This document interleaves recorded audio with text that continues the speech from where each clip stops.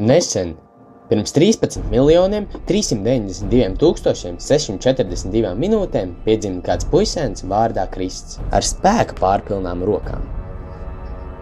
Savu potenciālu viņš atklāja 8 gadu vecumā, kad viņa tētis aizveda viņu uz Rīdzenes sporta skolu, lai viņš iemēģina savas spējas sporta veidā, kurā ar augšēji atvērta laiva, airētājs sēž uz ceļiem ar seju braukšanas virzienā, un, lai to virzītu uz priekšu, izmanto airi.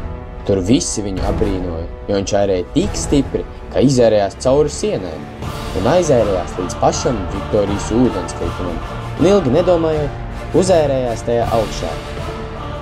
Sasniedzot virsū, viņš saprata, ka var sasniegt visus savus izvirzītos mērķus. Vēl šobaldien viņš airējas apkārt pasaulē, un, lai spēki nekad nebeigtos, ik pa laikam viņš iekoģis savu mīļāko ēdienu šahšliku.